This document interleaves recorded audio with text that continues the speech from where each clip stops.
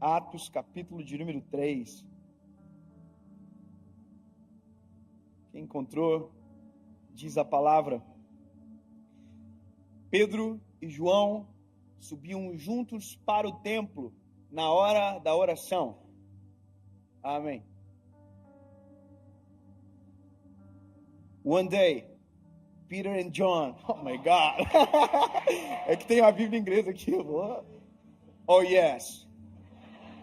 We're going up to the temple at the time of prayer. Oh God. Esse é o texto, essa é a base da nossa caminhada. Eu quero que você preste atenção nos dois personagens que estão subindo para o templo na hora da oração. Olha, Pedro e João são dois seres completamente distintos um do outro. Nós temos o Pedro, que é o sanguíneo, nós temos o João, que é o coraçãozinho quentinho. Nós temos um que é o bravo, e nós temos do outro lado um que é extremamente calmo, amoroso. Quando você vê as histórias dos dois, nos 4 evangelhos, você entende que há uma, água e vinho, uma diferença muito grande. Inclusive, quando nós fomos colocar o nome do nosso filho, do primeiro filho, nós colocamos João, e a minha referência maior é o João, apóstolo João, discípulo João, por conta do coração dele. Você vai ver que João é o único que não morreu por uma morte trágica, morreu de velhinho. Tentaram fazer de tudo para que ele morresse. Ele não morreu de morte trágica, ele morreu de velhinho numa ilha chamada Patmos, a ilha da serpente. Colocaram ele lá para que ele morresse atacado por uma cobra, que ele morresse morto por uma fera, mas a Bíblia diz que ele não morreu dessa forma. Ele morreu de velho. Não estou dizendo que Pedro seja inferior a ele, jamais. Mas o que eu amo muito no João é que você vê João ficando com Jesus até o final na cruz. Jesus está na cruz e João está embaixo, olhando para Jesus. Ele é o único que permanece.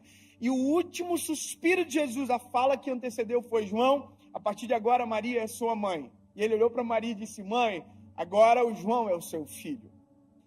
João ficou até o último com Jesus. E também foi o único que teve o privilégio de ver Jesus glorificado. Lá em Apocalipse, no final de tudo, a Bíblia diz que ele estava andando e ouviu uma voz. A Bíblia diz: e quando me virei para ver, oh, aleluia, dos seus olhos saíam chamas de fogo. Oh, aleluia. Ele ficou com Jesus até o final e foi o único que viu Jesus glorificado. Eu vou encurtar a história. Eu quero que você entenda que daqui temos uma referência muito linda, João, e temos o Pedro, que também é extremamente lindo, corajoso. O Pedro, ele é muito doido. Eu sempre digo que toda vez que eu leio a Bíblia, eu queria ser João, mas eu sou Pedro. Ansioso, afoito. Eu tenho histórias que eu tenho um pouco de agonia quando eu leio do Pedro, que eu digo assim: como é que Jesus não demitiu Pedro por justa causa? Uma das coisas, eu vou só lembrar uma história, porque eu quero me fixar no texto, mas uma das histórias de Pedro é Jesus que curou aquela mulher do fluxo de sangue. Lembra? A Bíblia diz que havia uma multidão apertando Jesus.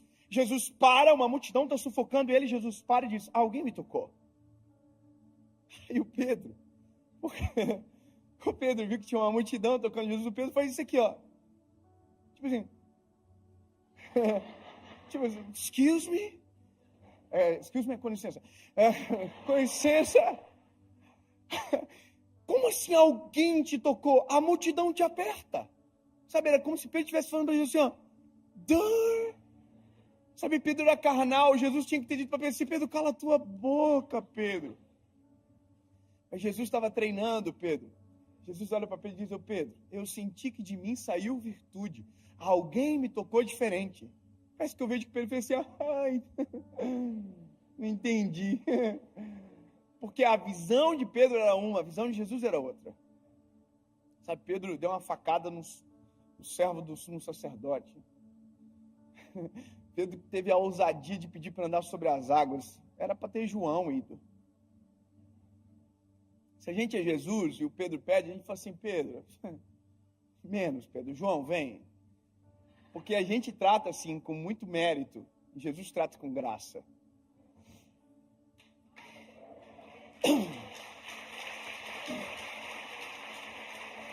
E sabe, o que eu acho lindo é porque agora, aqui, o paradoxo, a água e o vinho estão juntos. Indo para o templo, na hora da oração. Ou seja, nós podemos ser até diferentes, mas se tivermos o mesmo propósito, a gente consegue andar junto. Espera aí, temos que ter um consenso da irmandade aqui hoje.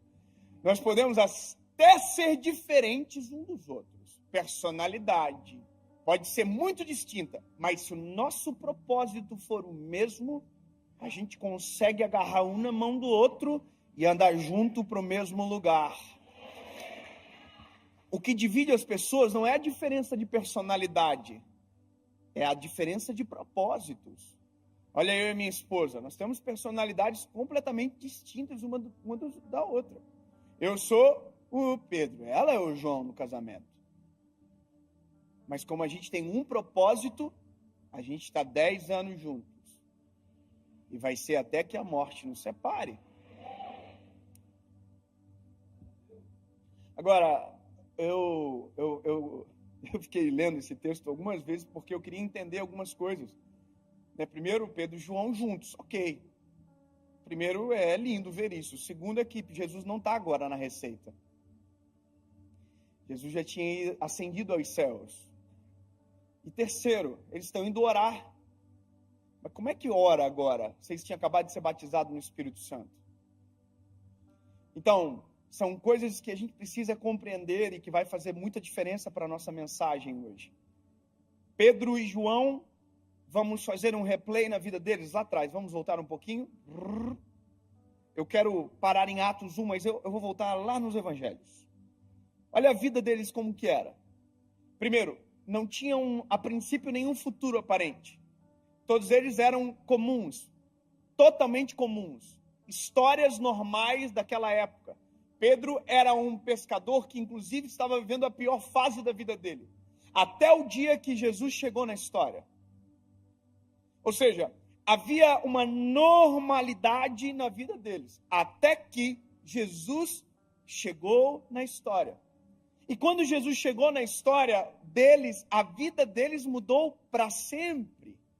Porque agora havia um homem que andava na frente deles, que abria o caminho para eles, que olhava por eles, dava comida para eles, fazia por eles. Era o nosso Senhor Jesus. E durante 3 anos e meio, essa foi a vida deles. Durante 3 anos e meio, a pessoa que eles, quando abriam os olhos, viam, simplesmente era Jesus Cristo de Nazaré. Eu não sei você, mas devia ser uma coisa muito doida. Você acordar de manhã assim, abrir os olhinhos, bom dia. E quem está na sua frente? Quem criou o dia?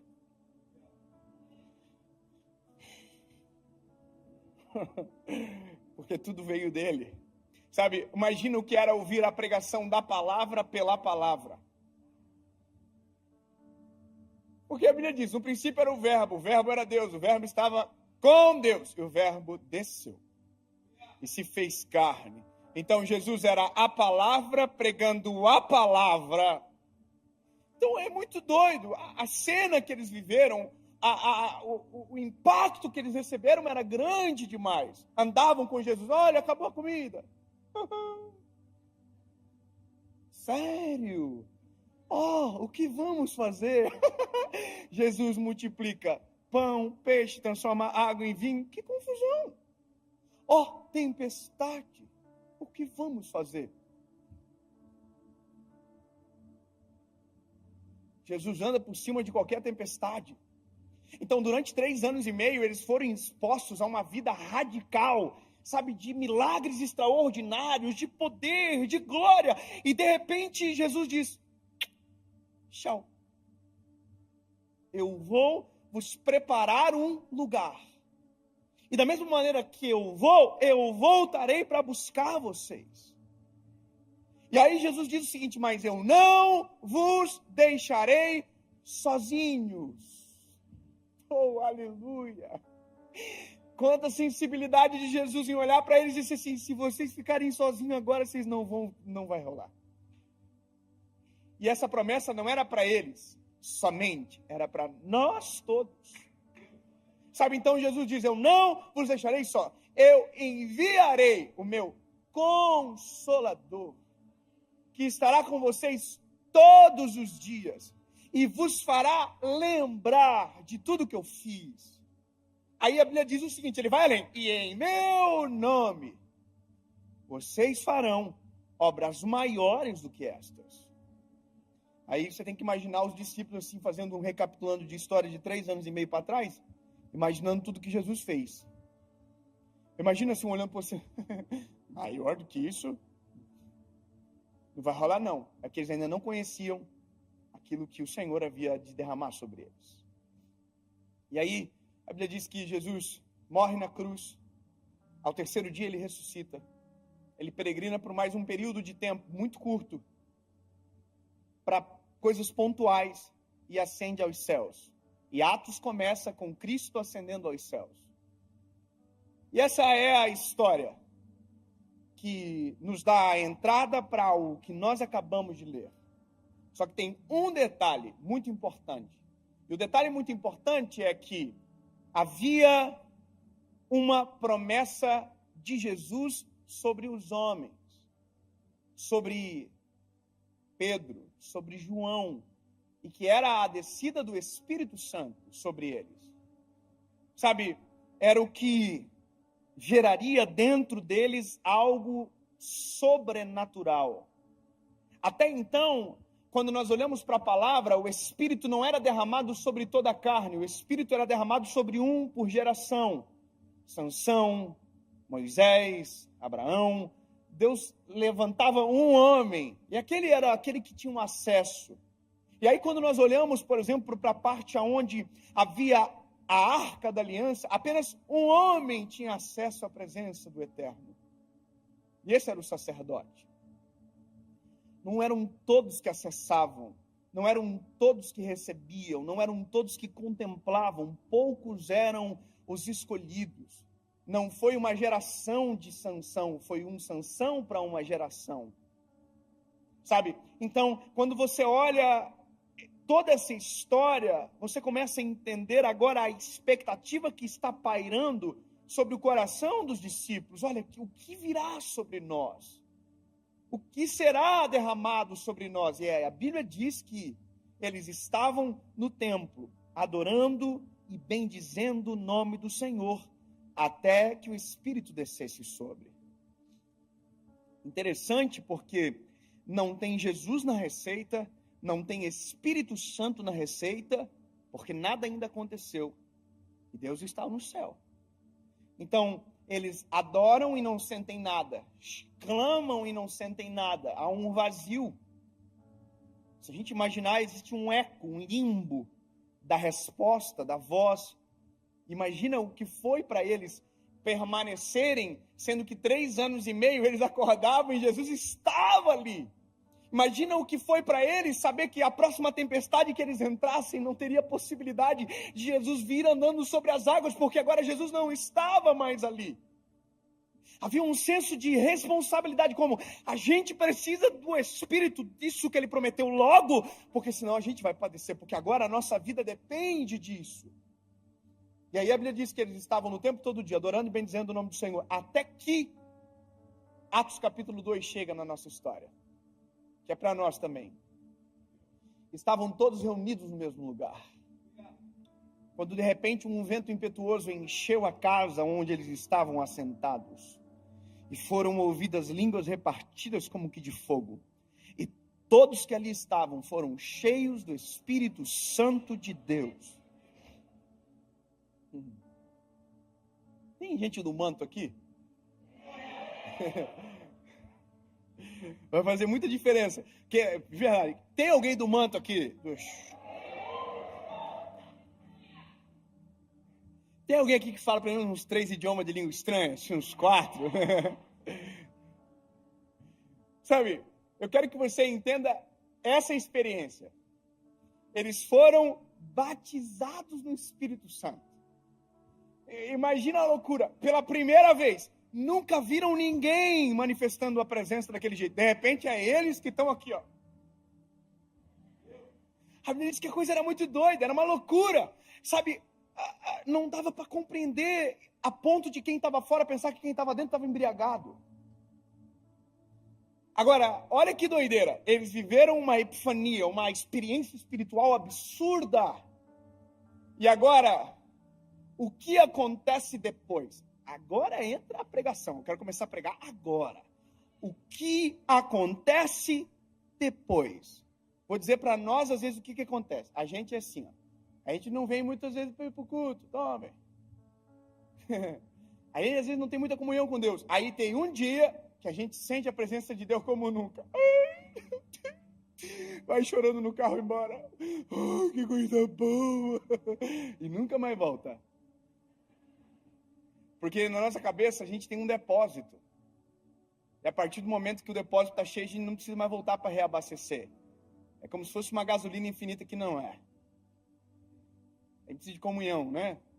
Então, se a gente fosse o Pedro e o João, batizado do Espírito Santo, precisa orar por um mês, não precisa nada. Vamos para casa, vamos ficar em boa, de férias. E acabou. Só que o que me irrita é que o Pedro e o João são tão crentes que eles estão indo para o templo na hora da oração.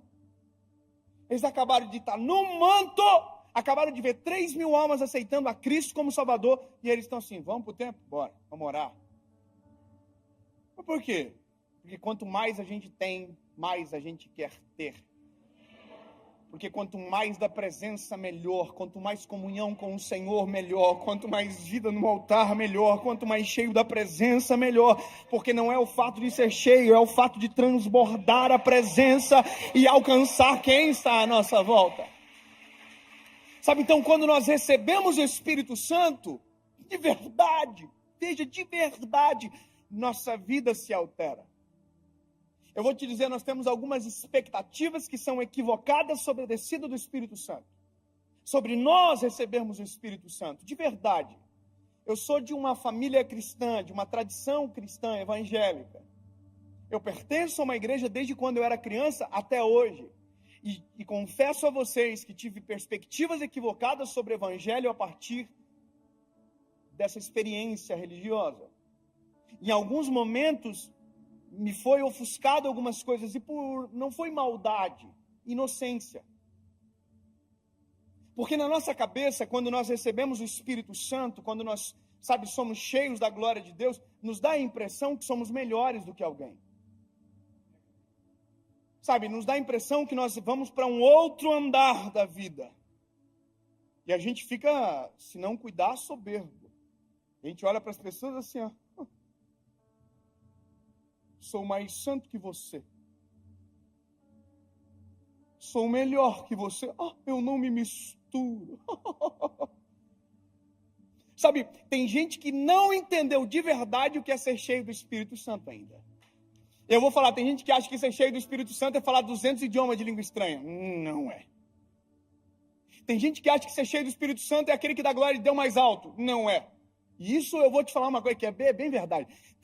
Eu sou do manto. Eu sou bocudo na igreja, mano. Eu não consigo ficar. Eu quase perco a voz no louvor e eu não sei cantar. Talvez seja por isso, né? Mas tem gente na igreja que é quietinho. Você já viu? Tem gente que é.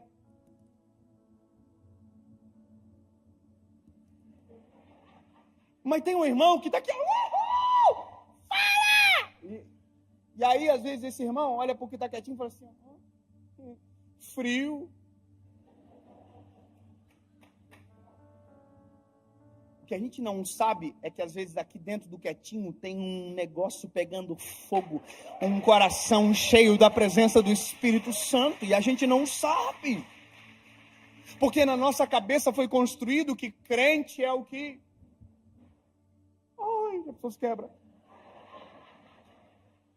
Mas não é. Ser cheio do Espírito Santo é ser cheio de Deus. Ser cheio de Deus é ser cheio dos atributos que Ele detém.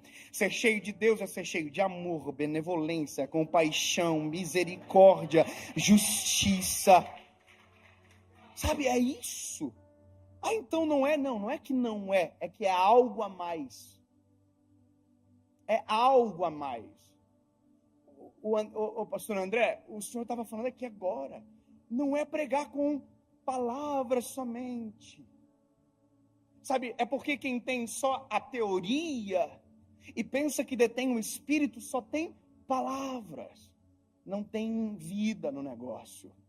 Então eu acho maravilhoso, é isso aqui, ó, o Pedro e o João. Irmão, eles estão no manto. o João talvez seja mais assim, ó. Mas o Pedro, irmão, o Pedro está aqui, ó. Quem é do manto entendeu a paráfrase aqui, ok? O Pedro e o João estão indo para o templo na hora da oração, irmão. Eles estão aqui, ó. Comunhão, queremos mais. E aí estão indo para o templo. Oh, aleluia. E nós, top. Só que quando eles estão chegando no templo, a Bíblia diz que tem um coxo sentado à porta do templo. E o coxo está na porta do templo há anos. Desde sempre. Com a mãozinha assim. Me dá uma esmola, por favor.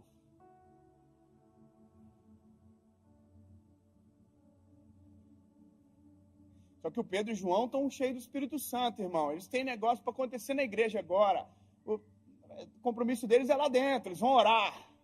Não é verdade? Não tem nada que ficar olhando para o lado, não. Meu compromisso é com a palavra. Não, seu compromisso é com o próximo.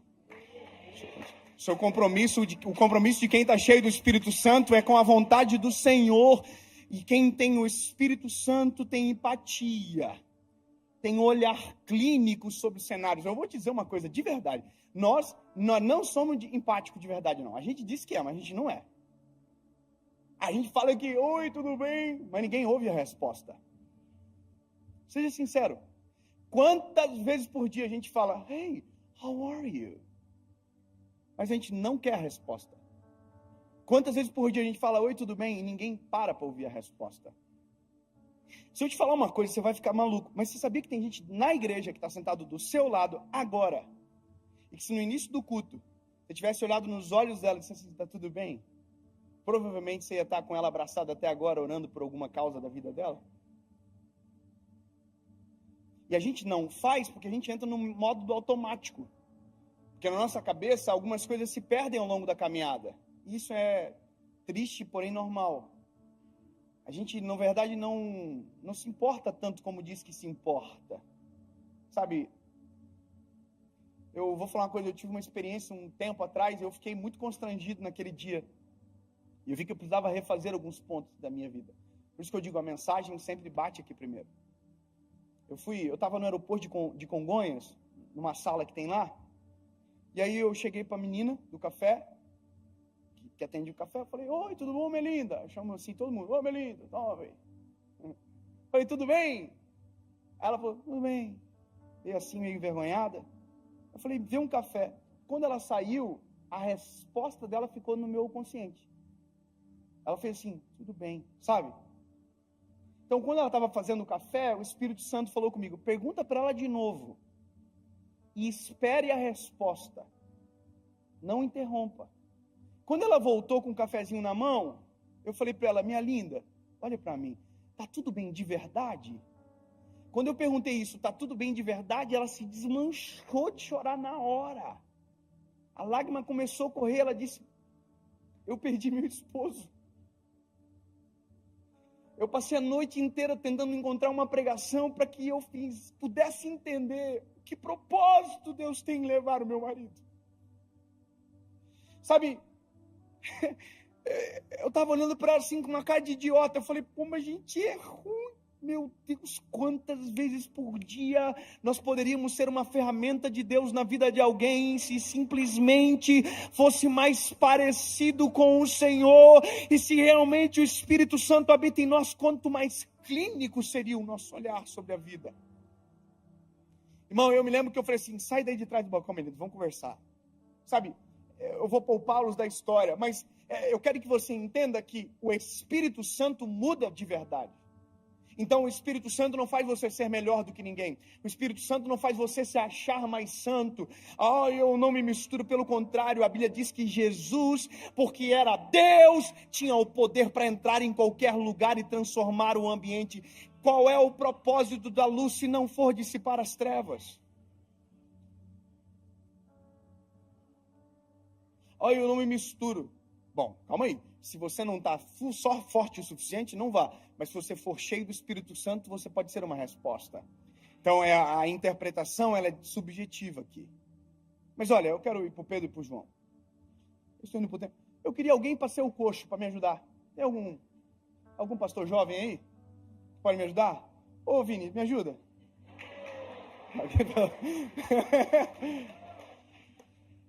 Ô, Vini, vem cá, Vini. Ô, Vini, vai ser o coxo, mas é só aqui, é só mera interpretação. Ô, Vini, vem cá. Você vai ser o coxo, tá? Você já interpretou assim, teatro na igreja? Você senta aqui. É meio ruim, né? Senta aqui, pai. Aqui, senta aqui. Você é o coxo. Agora só. Fique claro. Olha isso.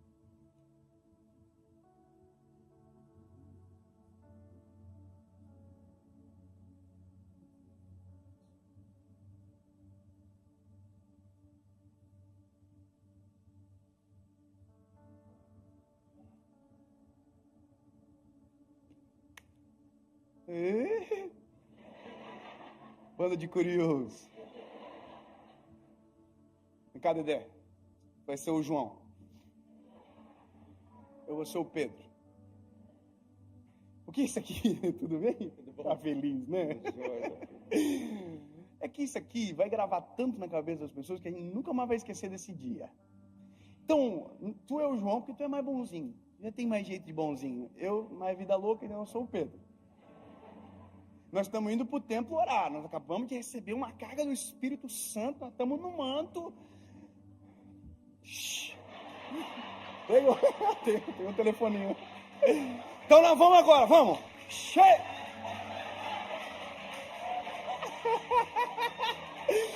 Aí a Bíblia diz que quando a gente estiver chegando na porta do templo, tem um coxo. Que o coxo vai estar com a mãozinha assim, cabecinha baixinha assim, falando assim, dá uma esmola, por favor. Dá uma esmola. Tá bom? Quando a gente chegar perto, ele vai falar, ali foi só um ensaio, bora. Estamos chegando. Dá uma esmola, por favor. Aqui é uma coisa que a gente tem que decidir.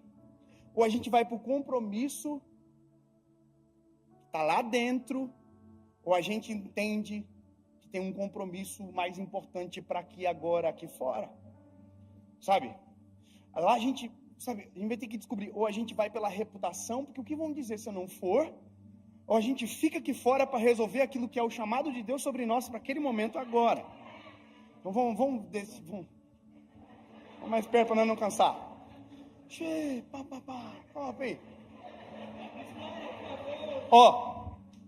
Pediu uma esmola e a gente parou. Aqui tem uma pregação já. Baixa a cabeça, você não está prestando atenção na pregação. Porque a Bíblia diz que o Pedro e o João pararam e ninguém para dar esmola. Para dar esmola, porque é isso que ele está pedindo. Ele diz, eu quero uma esmola. A Bíblia diz, eu quero uma esmola. Mas para dar esmola ninguém para. Para dar esmola a gente faz correndo. A gente dá o que sobra. A gente pega sem ver, se for moeda a gente dá, se for nota a gente olha. E nós estamos acostumados a dar esmolas. Porque esmola não tem vínculo, esmola é mais rápido, esmola não exige tempo, esmola não tem preocupação genuína, esmola a gente pode dizer assim, Deus te abençoe, mas na verdade a gente não quer nem ligar. Então quando Pedro e o João param, eles já estão pregando para nós, para aquele tempo e para o coxo. Ele está dizendo, eu me importo, porque só para quem se importa, só para quem é cheio do Espírito Santo. Sabe, e aí a gente diz um negócio, João, a gente olha para o coxo e fala assim, olha para nós. Uau! Sabe, eu estou dizendo para você assim, não há diferença entre eu e você. Olha nos olhos, você já viu que gente que tem senso de inferioridade não consegue olhar ninguém nos olhos? Por quê? Porque a pessoa se sente inferior. Você sabia que até no cumprimento a gente consegue fazer alguém se sentir inferior? Você sabia que na nossa forma de tratar a gente consegue fazer alguém se sentir inferior? A gente consegue fazer se sentir importante, se sentir inferior do jeito que a gente quiser, numa fala, num olhar, numa pegada de mão. Você sabia que se eu pego a mão de alguém e eu viro a mão dela para baixo, eu estou falando assim, eu sou superior a você? Você já viu o presidente dos Estados Unidos aqui, o ex? Como ele fazia? Ele fazia assim, ó. Sabe o que é isso? Eu sou mais importante. Isso é uma linguagem silenciosa. Quando eu digo que nós somos iguais, a gente pega a mão assim. Quando eu me sinto inferior a você, eu sempre faço assim. Entende? E quando eu não olho nos teus olhos, eu estou dizendo, eu não tenho essa liberdade. Só que por isso que eu acho que é interessante, porque o Pedro João diz, para quem está pedindo esmola sentado no chão, olha para nós. E agora vai ficar frustrante para o coxo. Ele vai dizer, nós não temos prata nem ouro, mas o que temos te damos. Aleluia. André, eu vou liberar o senhor, porque o senhor não é pastor, então eu vou ficar chateando, eu quero que o senhor fique com a Cassi lá. Vou ficar só com o coxo. Eu só queria que viesse comigo no manto aqui. Obrigado, tá, André? Vai voltar, né, João? Vou ficar sozinho aqui, porque aqui vai demorar. Eu não quero que você... Mas obrigado, tá? Nós não temos prata nem ouro. Aí o coxo fala assim, eita. Sabe, aqui tem uma mensagem muito silenciosa também, porque o coxo não estava pedindo prata e ouro, o coxo estava pedindo esmola. Sabe, isso demonstra que existe uma distância muito grande entre desejo e necessidade. Sabe, desejo é o que eu penso que preciso, necessidade é o que eu necessito e às vezes não sei dizer com palavras. Sabe, às vezes tem gente que vem aqui no altar e diz, Jesus, eu preciso de uma casa maior, sendo que precisava de um lar estruturado, que caberia em qualquer casa. Sabe, às vezes o nosso desejo é a necessidade é totalmente diferente. Ai, Senhor, eu preciso colocar meu filho no colégio melhor. Não, às vezes você precisa ser um pai melhor. Sabe, a gente coloca em detrimento de algo que não é a realidade, às vezes só para ofuscar. Então, o coxo pensa que precisa de esmola.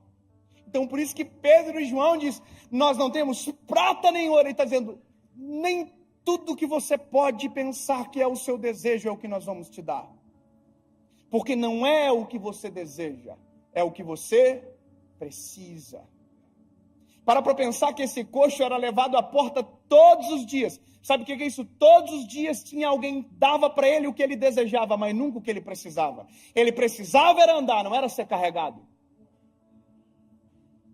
E a gente gosta às vezes de carregar do que ensinar a andar. Porque a assistência dá crédito. Sabe, levar para a porta às vezes pode ser até mais confortável. Eu sou encantado nesses dois meninos, porque eles estão tão cheios do Espírito Santo, que eles olharam a mais e disseram, nem prata nem ouro nós temos para te dar, mas o que temos, isso te damos. Levanta e anda.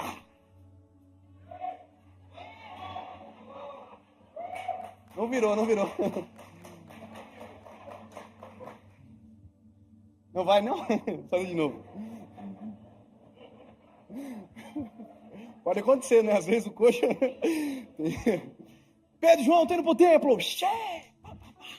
Aí eles chegam, eles param, eles dizem, olha para nós. Não, faltou pedir esmola ali. Vamos lá, rapidão. Paramos. Olha para nós. Nós não temos prata nem ouro, mas o que temos te damos. Levanta e anda.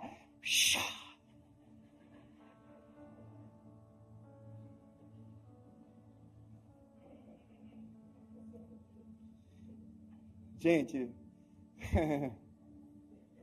a gente tinha uma rixa antiga, não é, né, Vini?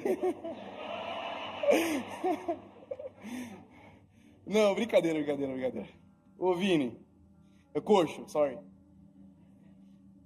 Eu sei que você não está levantando isso, você está certo em não levantar. Quem está errado é eu. Na verdade, quem está errado é a gente, que acha que só com palavra resolve a vida dos outros. Levanta e anda. E aí? Jesus te ama. E aí? Já sabia? E aí, irmão?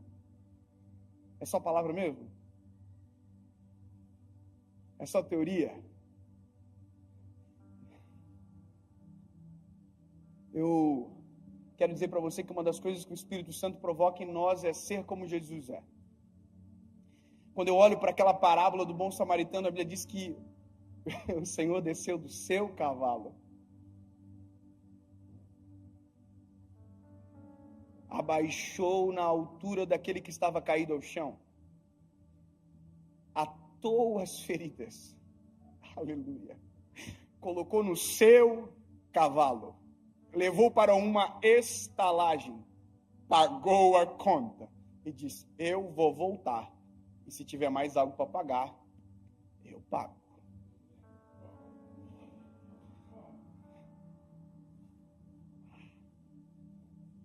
Pede esmola. Uma esmola, por favor. Oh, aleluia. Nós não temos prata nem ouro. Desculpa, olha para nós. Eu não tenho prata nem ouro, mas o que eu tenho, isso te dou. Aleluia. Só dá quem tem, sabe? Quem tem é diferente. Ninguém dá do que não tem. Então, o que eu tenho te dou. Levanta e anda. Aí a Bíblia diz: e tomando pela mão direita, levantaram.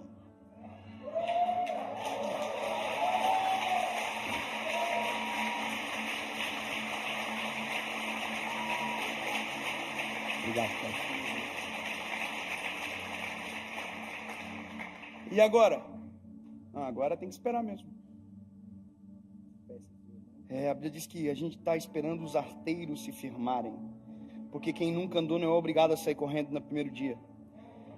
Quem nunca andou não é obrigado a sair pulando e fazer aquilo que eu acho legal. Tem gente que chega agora, a gente quer que ele seja no mesmo nível espiritual, a gente cobra dele, mas não. Cada um tem o seu tempo e a sua velocidade. O importante é que tem a gente para suportar na caminhada, ó. Você acha que dá para dar um passinho? Então vamos embora.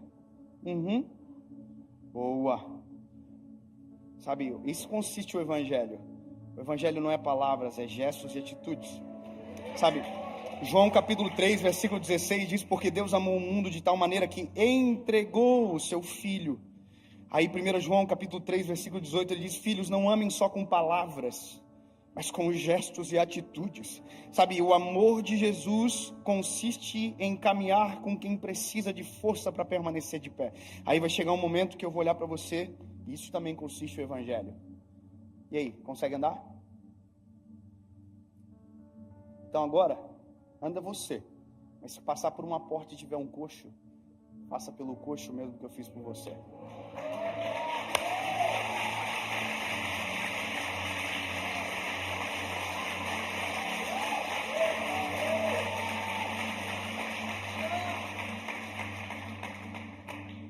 O dia que eu entendi isso, o dia que eu li, sabe, que eu vi o panorama desenhado completo, ele levantou, aleluia, e esperou firmar os arteiros. Eu fico imaginando quem estava em volta dizendo assim: caraca, mano, nunca vimos ele andar, e ele está de pé. Aí a Bíblia diz que o coxo está aqui, ó. Viu? Pedro e João estão segurando ele, dando suporte. Olha que lindo, isso é igreja, dando suporte. Firmou os arteiros, agora está preparado. Sabe, a empatia é de reconhecer que nem todos caminham da mesma velocidade que a gente. Me lembro uma vez que eu estava com a minha esposa em um lugar e alguém aceitou Jesus, e a pessoa lá de trás falou, e a minha esposa ouviu: aceitando Jesus e me devendo aí, ó.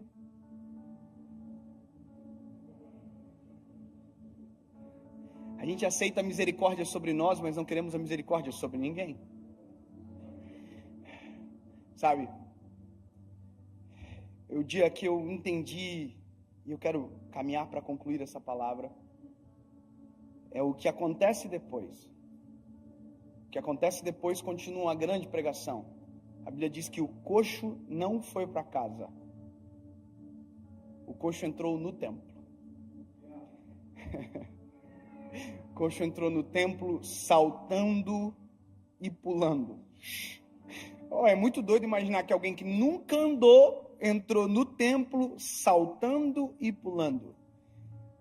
Teve uma regeneração física, mas teve um milagre extraordinário.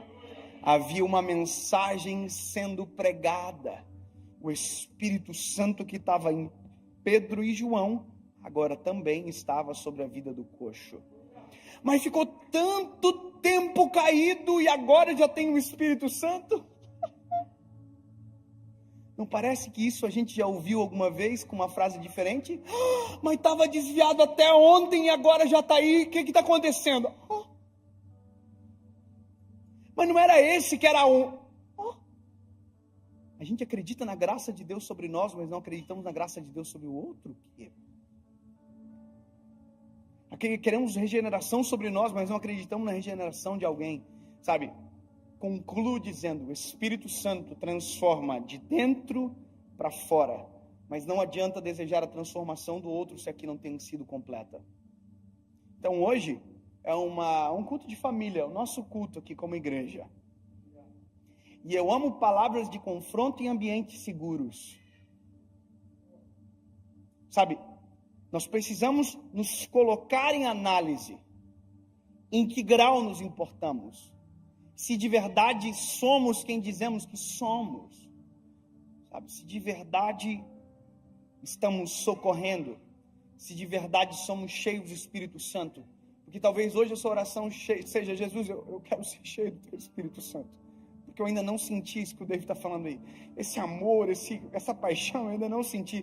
Eu vou falar uma coisa para vocês aqui. Quarta-feira, eu estava aqui e eu vi aquela multidão aceitando a Jesus. Eu não sei com quem eu estava falando ontem, mas eu não consigo explicar a minha sensação. Porque não é minha. É o Espírito Santo que habita em nós, que faz a gente sentir coisas que são impensáveis, um amor que constrange, mas não é meu, porque eu não tenho essa habilidade de amar sozinho, se não for o Espírito Santo. Irmão, eu sou ruim de dar raiva, se não fosse o Espírito Santo.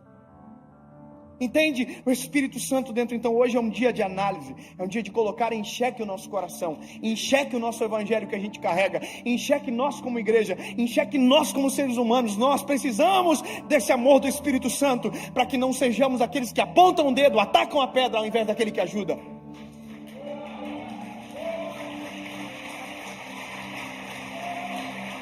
Sabe? Porque o mesmo Pedro e o mesmo João que passou pela porta e viu o coxo, podia ser um Pedro e João que passasse pela porta e dissesse assim, ó, tá aqui porque quer, tá aqui porque merece, tá aqui porque só toma a decisão errada, tá aqui porque é ruim. Só não esquece que você era o ruim antes, algum tempo atrás, aqui agora há pouquinho, 5 minutinhos atrás, você que era o que estava na porta. E se não fosse o Senhor ter socorrido você. Eu vou fazer uma oração diferente aqui essa manhã. E eu quero que seja uma lição silenciosa para você. Talvez haja surpresa, talvez não, mas deixa o Espírito Santo conduzir. Eu vou fazer um pedido aqui, dá porque não tem mais pandemia. Pega na mão de quem está do lado aí.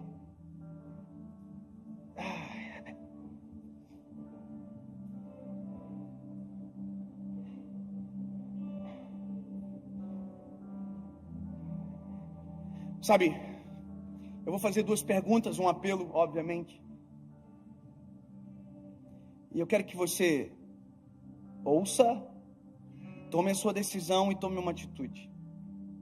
Sabe, se você está aqui hoje, essa manhã, e talvez você, nessa manhã, não é o Pedro e o João ainda. Você não está em posição de quem quer ajudar ou pode ajudar ainda. Talvez você seja o que precisa de ajuda. Porque por mais que a gente não pregou sobre, mas resbala alguma coisa sempre. Talvez você ouviu na mensagem dizendo desejo e necessidade, você pensava que precisava de algo, sendo que na verdade precisa de outra coisa. Sabe, se dentro do teu coração hoje paira uma dúvida, sabe, sobre o seu futuro, sobre quem você é, ouça o que eu estou te falando aqui.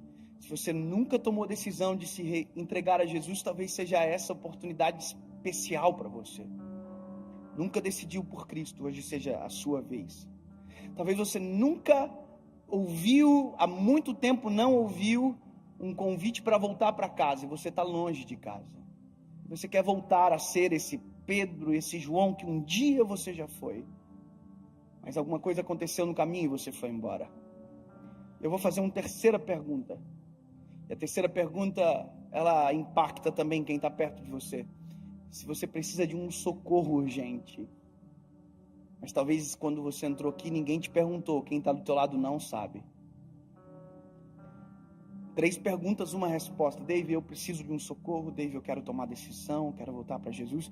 Como eu digo sim? É bem simples. Fecha os olhos, pegadinho de mão. Talvez você constranja quem está perto de você agora, mas não tem problema. Isso é o evangelho na prática.